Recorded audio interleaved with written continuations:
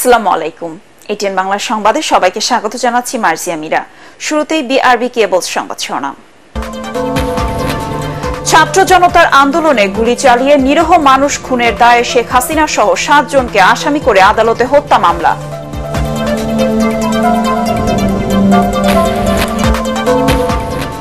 ঢাকেশ্বরী মন্দিরে প্রধান উপদেষ্টা ডক্টর ইউনুস হিন্দু ধর্মাবলম্বীদের বিভক্ত না হয়ে ধৈর্য ধরার আহ্বান।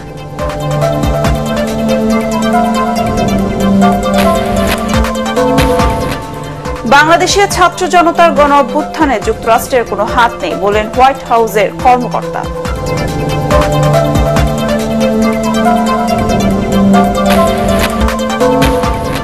এবং 24 দিন পর আন্তনগর ট্রেন চলাচল শুরু, রাস্তায় ফিরেছে ট্রাফিক, সাথে আছে শিক্ষার্থীরা।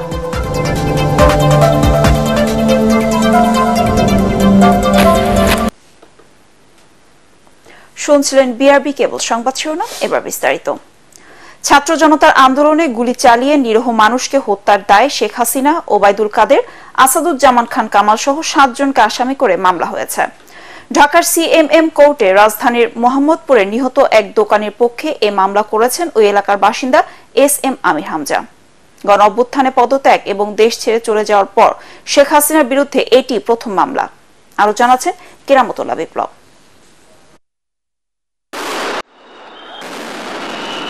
মামলার ঘটনা দেখানো হয়েছে এ বছরের 19 জুলাই। ওই দিন ছিল বৈষম্য বিরোধী ছাত্র আন্দোলনের ডাকা কমপ্লিট শাটডাউন কর্মসূচির দ্বিতীয় দিন। পুরো ঢাকা অচল। এর মধ্যেই মোহাম্মদপুরের চৌরাস্তায় বিক্ষোভরত ছাত্র জনতার মিছিলে গুলি চালায় পুলিশ। এতে সেখানে থাকা মুদি দোকানদার আবু সাইদ গুলিবিদ্ধ হয়ে মারা যান। তার মাথার এক পাশ দিয়ে গুলি ঢুকে আর এক পাশ দিয়ে বের হয়ে যায়। সাইদের বাড়ি পঞ্চগড়ের বোদা উপজেলায়। তার পক্ষে মামলা করেছেন আমির হামজা। ভদ্রলোক পঞ্চগড়ের একজন রিকশাওয়ালা ছিলেন। উনি ঢাকাতে এসছেন 2010 সালে। এরপরে উনি বসিলাতে একটা মুদি দোকান চালাতেন। এই মুদি দোকানের পলিথিন কেনার দিন জন্য উনি 19 তারিখ বিকাল 4টার সময় আনুমানিক রাস্তা পার হওয়ার চেষ্টা করছিলেন। এই সময় পুলিশের গুলিতে ওনার মাথার খুলি উড়ে যায়, মাথায় এফোড় হয়ে যায় গুলিতে, এবং ওখানেই উনি মৃত্যুবরণ করেন। এই ছেলেটাই একমাত্র ব্যক্তি যে যার কথা কেউ কখনো বলেনি। পরবর্তীতে তার ফ্যামিলিতে খোঁজ নিয়ে জানতে পারি যে তারা অত্যন্ত দরিদ্র এবং তাদের ঘরে চাল নাই। আমি তাদেরকে অনুরোধ করেছিলাম যে একজন ঢাকাতে এসে মামলাটা করেন। তো তখন তার স্ত্রী এবং সন্তান জানায় যে একটা ছেলেই তার আছে, মেয়েটার বিয়ে হয়ে গেছে, তাদের ঘরে চাল নাই, তারা আসতে পারবে না ঢাকাতে। 11টার দিকে মামলাটির আবেদন দায়ের করা হয় ঢাকা মেট্রোপলিটন ম্যাজিস্ট্রেট রাজেশ চৌধুরীর আদালতে। শেখ হাসিনা ছাড়াও এই মামলায় আসামি করা হয়েছে আওয়ামী লীগের সাধারণ সম্পাদক ওবায়দুল কাদের, সাবেক স্বরাষ্ট্রমন্ত্রী আসাদুজ্জামান খান কামাল, পুলিশের আইজিপি চৌধুরী আবদুল্লাহ আল মামুন, ঢাকা মহানগর পুলিশের অতিরিক্ত কমিশনার ও গোয়েন্দা শাখার সাবেক প্রধান হারুনুর রশিদ, ডিএমপির সাবেক কমিশনার হাবিবুর রহমান ও ডিএমপির সাবেক যুগ্ম কমিশনার বিপ্লব কুমার সরকারকে। এর পাশাপাশি পুলিশের অজ্ঞাতনামা ঊর্ধ্বতন কর্মকর্তা ও সরকারি কর্মকর্তাদের এই মামলায় আসামি দেখানো হয়েছে।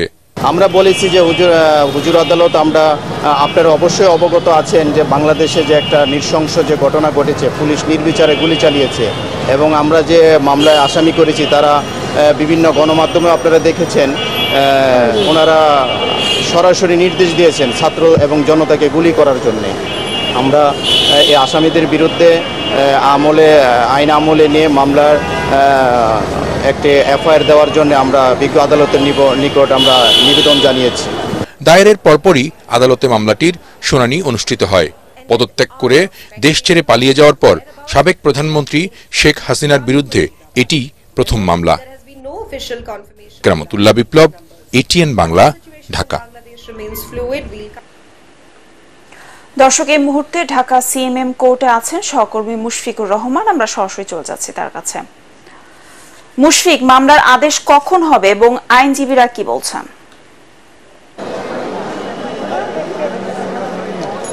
মীরা, এই মুহূর্তে দাঁড়িয়ে আছি সিএমএম কোর্টের ঠিক নিচে। এখানে কিন্তু একটি ঐতিহাসিক মামলা দায়ের করা হয়েছে আজকে। আমরা এখানে গণমাধ্যম কর্মী সহ অন্যান্য অনেকের বেশ ভিড় রয়েছে, কারণ হত্যা মামলায় শেখ হাসিনাকে প্রধান আসামি করে আরও 7 জন রাজনীতিবিদ এবং পুলিশ সদস্যের বিরুদ্ধে কিন্তু মামলাটা দায়ের করা হয়েছে। আপনি যেটা আমার কাছে জানতে চাইলেন যে শুনানির কি অবস্থা, এরই মধ্যে আমরা জেনেছি যে শুনানি হয়ে গেছে। অর্ডারটা বা রায়টা আস্তে আস্তে হয়তোবা 3টা বা তার একটু পরে আসবে। আমরা যেটা জেনেছি যে পঞ্চগড়ের একজন রিক্সা চালক, পঞ্চগড়ে থাকতে যিনি রিক্সা চালাতেন আবু সাইদ, তিনি ঢাকার বসিলাতে এসে কিন্তু একটি মুদির দোকান করতেন। তারপরে 19 জুলাই আন্দোলনের সময় পুলিশ তাকে উদ্দেশ্য করে গুলি চালায় এবং পুলিশের গুলিতে তার মাথার খুলি উড়ে যায় বলে আমরা জানতে পেরেছি। বাদী হয়ে যিনি মামলা করেছেন আমির হামজা শাতিল, তার কাছ থেকে। শাতিল নিজেও কিন্তু একজন ব্যবসায়ী। তিনি আমাদেরকে বলেছেন যে কোটা সংস্কার আন্দোলনকে ঘিরে সারা দেশেই যে হত্যাকাণ্ডগুলো হয়েছে, সব জায়গায় কিন্তু মিডিয়াতে সেই হত্যাকাণ্ড নিয়ে আলাপ আলোচনা হয়েছে, তবে যে ব্যবসায়ী আবু সাইদ তাকে নিয়ে কিন্তু কোনো আলাপ আলোচনা হয়নি। তাই আবেগের বা বিবেকের তাড়নায় পড়ে তিনি কিন্তু এই মামলাটি করেছেন। তিনি বলেছেন যে আবু সাইদের মৃত্যুর পর যখন তার উপর গুলি চালানো হয়, তার পরপরই কিন্তু সেই জায়গাতেই তিনি মৃত্যুবরণ করেন এবং তার বডিটা, তার ডেড বডিটা কোনো প্রকার পোস্টমর্টম না করেই পঞ্চগড়ে কিন্তু পাঠিয়ে দেওয়া হয় বলে তিনি আমাদেরকে জানিয়েছেন। এছাড়া তিনি জানিয়েছেন যে আবু সাইদের যে পরিবার, তারা অতি দরিদ্র, তারা এসে মামলা দায়ের করতে পারেননি, সেই অবস্থা তাদের ছিল না, বিধায় কিন্তু বিবেকের তাড়নায় পড়ে এই ব্যবসায়ী শাতিল তিনি কিন্তু এখানে মামলা দায়ের করেছেন এবং তিনি কিন্তু সর্বোচ্চ শাস্তির দাবি তিনি করেছেন। এবং তিনি এটাও বলেছেন যে সাবেক প্রধানমন্ত্রী শেখ হাসিনার নামে অনেকেই মামলা দায়ের করতে চাচ্ছেন, তবে সাহস করে উঠতে পারছে না। প্রথম সাহসটা তিনি করলেন, আস্তে আস্তে বিভিন্ন হত্যাকাণ্ডের মামলা অনেকেই দায়ের করবেন বলে তিনি আমাদেরকে জানিয়েছেন। এখনো পর্যন্ত যেহেতু অর্ডার হয়নি, হলে পরবর্তী সংবাদ আপনাদেরকে জানিয়ে দেওয়া হবে। মুশফিক, আপনাকে ধন্যবাদ। দেশের বর্তমান পরিস্থিতিতে হিন্দু ধর্মাবলম্বীদের বিভক্ত না হয়ে ধৈর্য ধরার আহ্বান জানিয়েছেন প্রধান উপদেষ্টা ডক্টর ইউনূস। ঢাকেশ্বরী জাতীয় মন্দির পরিদর্শন করে তিনি বলেন, দেশের নাগরিক হিসেবে সব ধর্মের মানুষ সমানভাবে সাংবিধানিক অধিকার ভোগ করবে। বিস্তারিত আপেল মাহমুদের রিপোর্টে। দুপুরে অন্তর্বর্তীকালীন সরকারের উপদেষ্টাদের সাথে নিয়ে রাজধানীর ঢাকেশ্বরী মন্দির পরিদর্শনে আসেন প্রধান উপদেষ্টা ডক্টর ইউনূস। মন্দিরে উপদেষ্টাদের ঢাকের বাদ্য বাজিয়ে স্বাগত জানান সনাতন ধর্মাবলম্বীরা। এ সময় হিন্দু ধর্মাবলম্বীদের সাথে মতবিনিময় করেন প্রধান উপদেষ্টা। সরকার পরিবর্তনে দেশের বিভিন্ন স্থানে মন্দিরে হামলা সহ নানা অভিযোগ তুলে ধরেন সনাতন ধর্মাবলম্বীরা। সব ধর্মের মানুষের ন্যায় বিচার প্রতিষ্ঠায় কাজ করার প্রতিশ্রুতি দেন ডক্টর ইউনূস। আপনারা বলেন যে আমি মানুষ, আমি বাংলাদেশের মানুষ, আমার সাংবিধানিক অধিকারেই আমাকে দিতে হবে। সব সরকারের কাছে এটাই চাইবেন, আর কিছু চাইবেন আপনারা।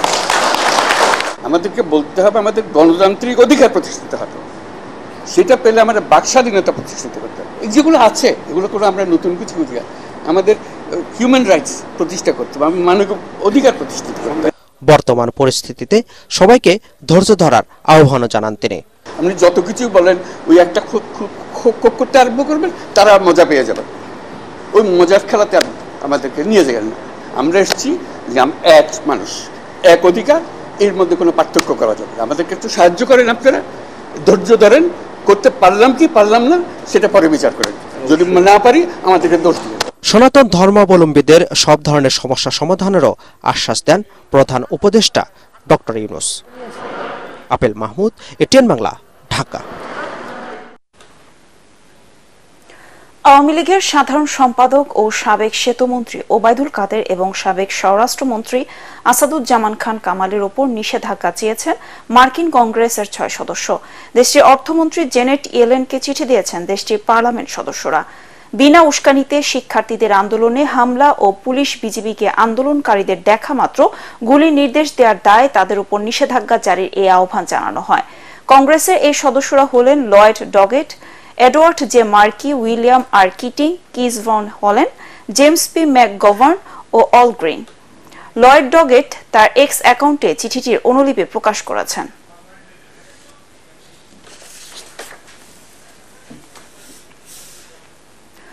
বাংলাদেশের গণ অভ্যুত্থান এবং শেখ হাসিনা সরকারের পতনে যুক্তরাষ্ট্রের কোনো ভূমিকা নেই বলে জানিয়েছেন দেশটির সরকারি কর্তৃপক্ষ।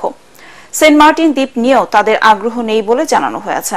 শেখ হাসিনা ভারতে অবস্থান করে তার পতনের জন্য যুক্তরাষ্ট্রকে দায়ী করে যে বক্তব্য দিয়েছে তাও মিথ্যা এবং ভিত্তিহীন বলেছেন মার্কিন সরকারের মুখপাত্র ও হোয়াইট হাউসের প্রেস সেক্রেটারি কারিন জে-পিয়েরে। স্থানীয় সময় সোমবার বিকেলে হোয়াইট হাউসের প্রেস ব্রিফিংয়ে এসব কথা জানান তিনি। বাংলাদেশের রাজনৈতিক পট পরিবর্তনে মার্কিন হস্তক্ষেপের অভিযোগ কেবলই মিথ্যা তথ্য এবং গুজব বলেও উল্লেখ করেন তিনি। আওয়ামী লীগ সরকারের পতনের পর সংখ্যালঘু নির্যাতনের বিষয়টি যুক্তরাষ্ট্র এবং প্রেসিডেন্ট জো বাইডেন গুরুত্বের সাথে খতিয়ে দেখছেন বলেও জানান জে-পিয়েরে। গত রোববার ভারতের ইকোনমিক টাইমস পত্রিকা তাদের একটি প্রতিবেদনে শেখ হাসিনাকে উদ্বৃত্ত করে বলে যুক্তরাষ্ট্র তাকে ক্ষমতাচ্যুত করার ক্ষেত্রে বড় ভূমিকা পালন করেছে, কারণ তারা সেন্ট মার্টিন দ্বীপটি দখলে নিতে চায়। এই প্রথম মার্কিন সরকারের পক্ষ থেকে তা খোলাসা করা হলো।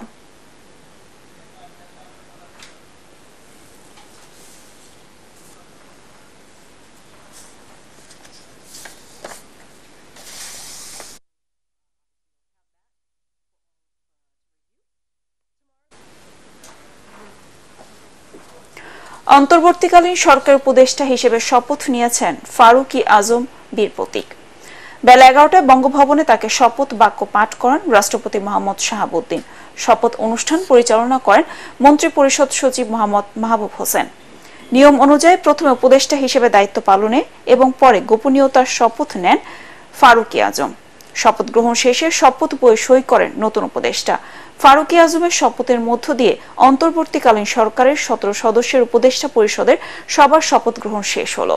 নতুন এই উপদেষ্টা কোন দফতরে দায়িত্ব পালন করবে তা ঠিক করবেন প্রধান উপদেষ্টা। টানা 24 দিন পর সারা দেশে শুরু হয়েছে মেইল ও লোকাল ট্রেনের চলাচল। বিভিন্ন গন্তব্যের ট্রেনগুলো নির্ধারিত সময়ে স্টেশন থেকে ছেড়ে যাচ্ছে। এর আগে গতকাল শুরু হয় মালবাহী ট্রেন চলাচল। বৃহস্পতিবার থেকে চলবে আন্তনগর, তবে পারাবত ও জামালপুর এক্সপ্রেস ট্রেন আপাতত চলবে না। তরিক ইসলামের রিপোর্ট। কোটা সংস্কারের দাবিতে বৈষম্য বিরোধী ছাত্র আন্দোলনে প্রায় 1 মাস সারা দেশে বন্ধ থাকে রেল চলাচল।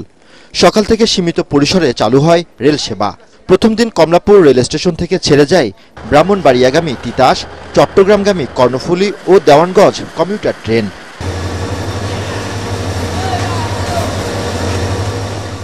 দীর্ঘদিন পর রেল চলায় খুশি যাত্রীরা। এখন শুরু হয়েছে, এখন খুব ভালো, অনেকই আনন্দ লাগতেছে।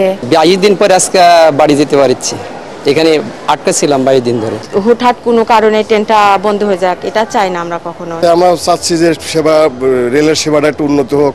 চাই না যার কখনো ট্রেন যোগাযোগ বন্ধ হোক, এটার জন্য রেগুলার চলে, কারণ এটা বন্ধ থাকলে যাত্রীদের খুবই ভোগান্তি হয়। রেল চলাচল স্বাভাবিক করতে নিরাপত্তা ব্যবস্থা নিশ্চিত করা হয়েছে বলে জানিয়েছে স্টেশন ম্যানেজার। আজকে থেকে আমাদের সকল লোকাল মেল কমিউটার ট্রেনগুলো চলাচল শুরু করছে। আর ইতিমধ্যে আমাদের অনেকগুলো ট্রেন লোকাল মেল কমিউটার ট্রেনগুলো ছেড়ে গিয়েছে। আর আগামী 15 আগস্ট থেকে আমাদের সকল আন্তনগর ট্রেনগুলো চলাচল শুরু করবে।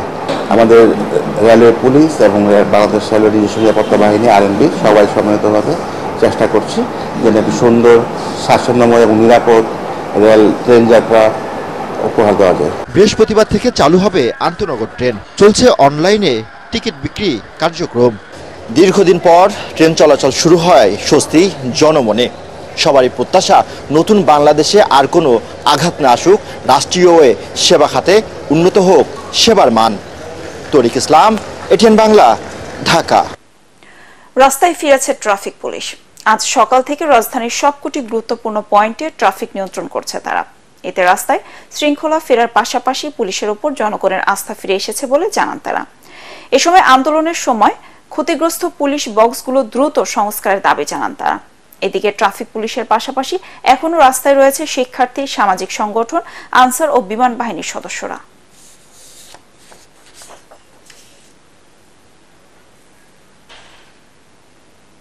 যে শৃঙ্খলা, এটা পুরোদমে মোটামুটি ফিরে এসেছে আর কি। এবং সাধারণ মানুষ তারা তাদের আস্থার জায়গায় নিয়েছে আমাদেরকে, এবং তারা আশ্বস্ত বোধ করছে যে সড়কে যে শৃঙ্খলা ফিরে এসেছে।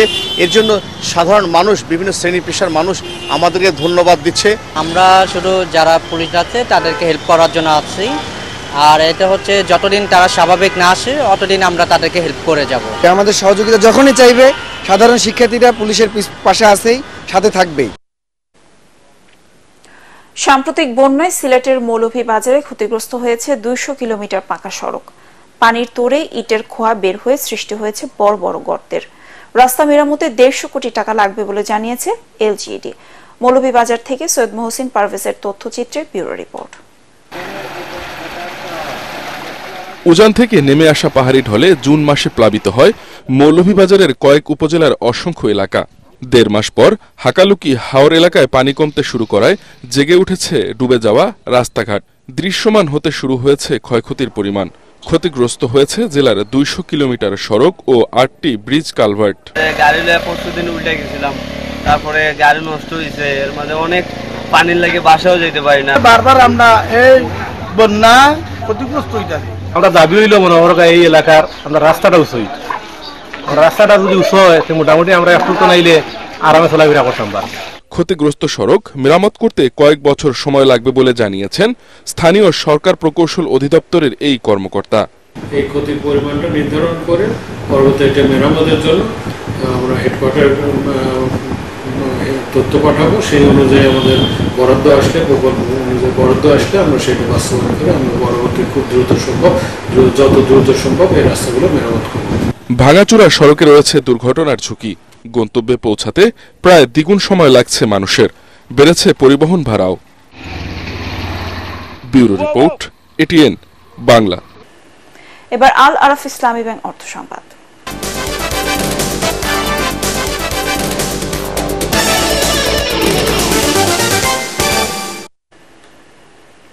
হবিগঞ্জের শায়েস্তাগঞ্জে গরুর খামার করে ভাগ্যের পরিবর্তন করেছেন এক উদ্যোক্তা।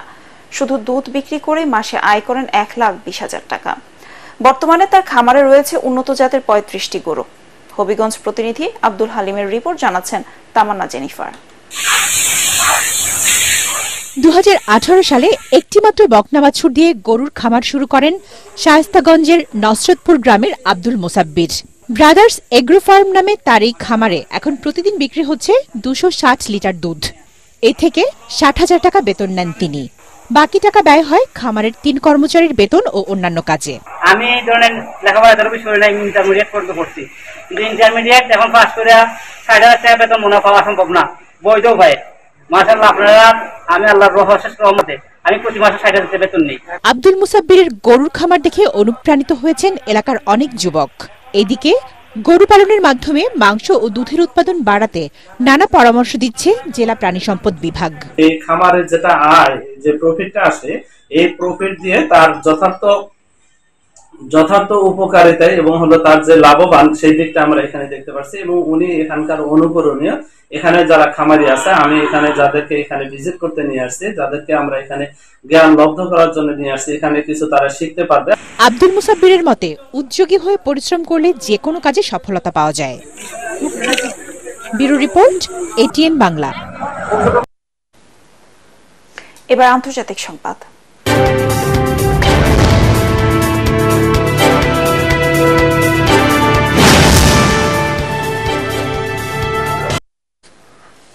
ইসরায়েলে হামলা না চালাতে ইরানকে অনুরোধ করেছে যুক্তরাজ্য।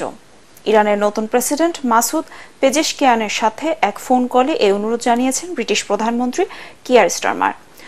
ডাউনিং স্ট্রিট জানিয়েছে ইরানি প্রেসিডেন্ট মাসুদ পেজেশকিয়ানকে ব্রিটিশ প্রধানমন্ত্রী বলেন পদক্ষেপে ভুল হিসেব নিকেশের গুরুত্বের ঝুঁকি রয়েছে, তাই এ সময় শান্ত থেকে সতর্কতার সাথে পরিস্থিতি বিবেচনা করার অনুরোধও জানান ব্রিটিশ প্রধানমন্ত্রী। সম্প্রতি ইরানে গুপ্ত হামলায় হামাস প্রধান ইসরায়েল হানিয়া নিহত হয়েছেন। এই হত্যাকাণ্ডের জন্য হামাস ও ইরান ইসরায়েলকে দায়ী করে প্রতিশোধ নেওয়ার অঙ্গীকার করে।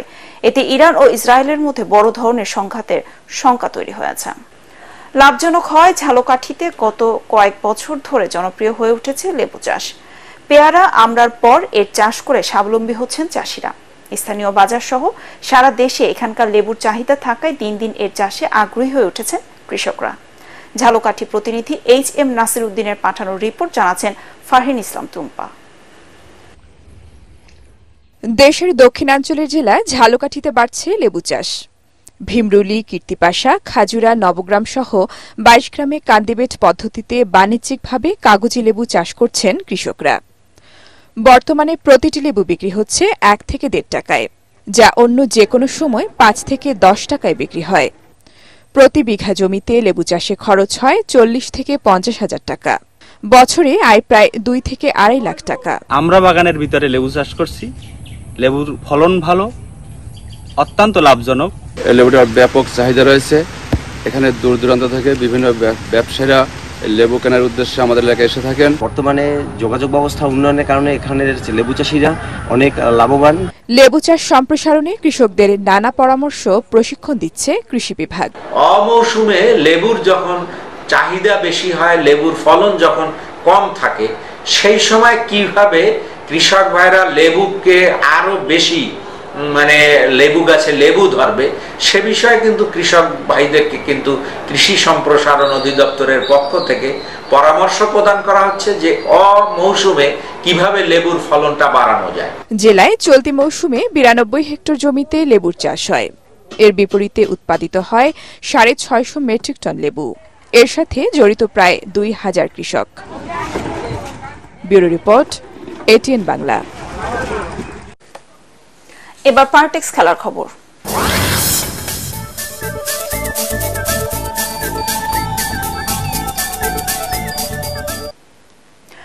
আনুষ্ঠানিকভাবে ম্যানচেস্টার সিটি থেকে অ্যাথলেটিকো মাদ্রিদে যোগ দিলেন আর্জেন্টাইন স্ট্রাইকার হুলিয়ান আলভারেজ। 8 কোটি 15 লাখ পাউন্ডে ইংল্যান্ডের ক্লাব থেকে স্পেনে পাড়ি জমালেন বিশ্বকাপ জয়ী তারকা।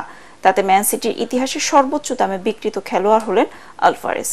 এর আগে 2022 সালে রাহিম স্টার্লিংকে 5 কোটি পাউন্ডে চেলসির কাছে বিক্রি করেছিল পেপ গার্দিওলার দল। আর্জেন্টিনা তারকার সাথে 6 বছরের চুক্তি করেছে দিয়েগো সিমিওনের ক্লাব। শেষ করার আগে বিআরবি কেবল সংবাদ শিরোনাম আরেকবার।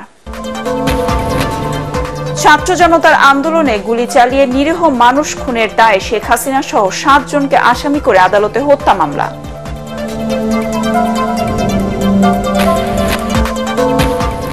ঢাকেশ্বরী মন্দিরে প্রধান উপদেষ্টা ডক্টর ইউনূস হিন্দু ধর্মাবলম্বীদের বিভক্ত না হয়ে ধৈর্য ধরার আহ্বান।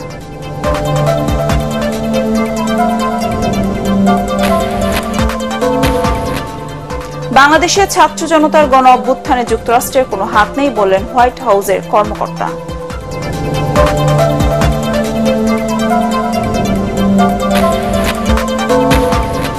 এবং 24 দিন পর লোকাল ও মেইল ট্রেন চলাচল শুরু। রাস্তায় ফিরেছে ট্রাফিক, সাথে আছে শিক্ষার্থীরাও।